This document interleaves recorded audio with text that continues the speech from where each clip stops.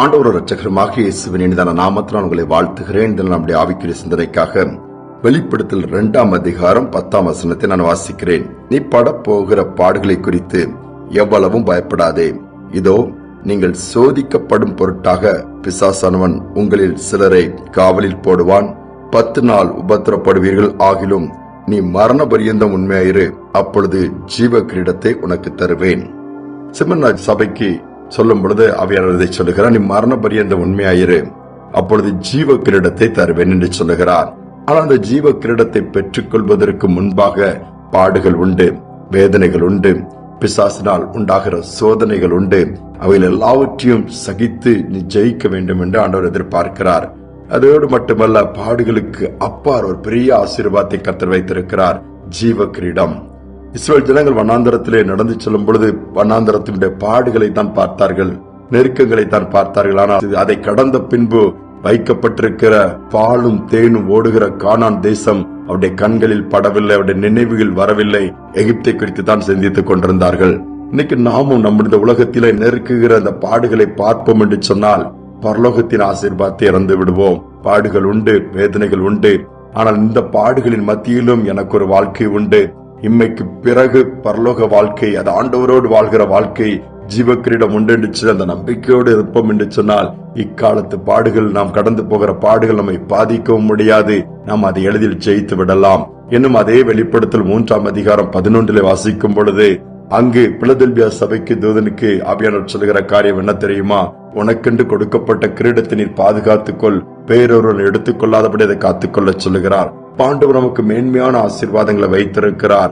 இம்மையிலே படுகிற பாடுகள், பிரயாசங்கள் ஆண்டவருக்காய் உண்மையாக நிற்கிறதை பார்த்து அதை கொடுப்பேன் என்று சொல்லுகிறார். ஆனால் பாடுகளை பார்த்து பின்வாங்கி விடுகிறீர்களோ, சோர்ந்து போய் விட்டீர்களோ, அல்லது என்ன செய்வது, வாழ்க்கை முழுவதும் இப்படி ஆகிவிட்டது என்று புலம்பிக் கொண்டிருக்கிறீர்களோ, தைரியமாக எதை குறித்தும் பயப்படாமல் அதை ஃபேஸ் பண்ணுங்க.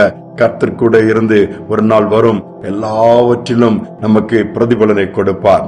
ரோம அரசின் ஆளுகையில் இருக்கும் பொழுது 1ஆம் நூற்றாண்டு காலத்திலே ஆண்டவரை ஏற்றுக்கொள்ளுகிறார்கள்.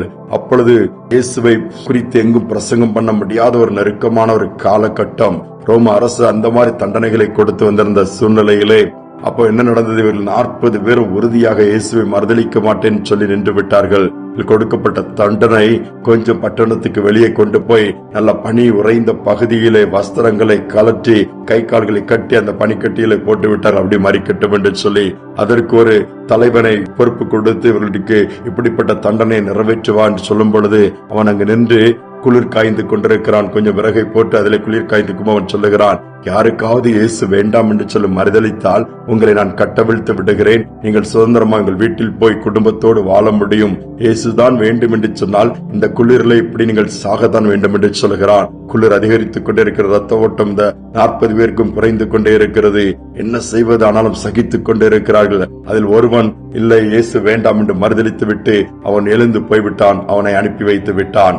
ஆனால் கொஞ்ச நேரத்தில் இவர்கள் சாகிற தருணம் வரும் பொழுது இந்த குறிப்பிட்ட தலைவன் பார்க்கிற உளவு வைராக்கியமாய் ஆண்டவருக்கு நிற்கிறாங்களே, இதனுடைய ரகசியம் என்னன்னு சொல்லி இவனை யோசிக்கிறான். உயிருக்கு பயப்படாமல் துணிந்து உறுதியா இருக்கிறதை பார்த்தவனை ஆச்சரியப்படும் பொழுது திடீரென்று வானத்தில் ஒரு வெளிச்சம், தேவதூதர்கள் 40 பேர் இறங்கி வருகிறதை அவன் பார்க்கிறான். அவருடைய கைகளில் நல்ல வெண்ணாடை, அந்த கிரீடங்கள் இருக்கிறதை பார்க்கும் பொழுது அதிசயித்து நிற்கிறான். ஓ, இந்த ரகசியம் இருக்கிறது, இதனால்தான் கிறிஸ்துவுக்காக இவ்வளவு வைராக்கியம் அவர்கள் இருக்கிறார்களோ என்று சொல்லி 40 பேர்ல இப்ப 39 பேர் தான் இருக்கிறார். 39 அந்த தேவதூதர்கள் சந்தோஷமா அந்த கிரீடத்தை கீழே கொண்டு வருகிறார். இவர்கள் மரித்துக் கொண்டிருக்கிற நேரம் அவர்கள் தலைகளில் அப்படி வைக்கப்படுகிற அந்த காட்சியை பார்க்கிறான்.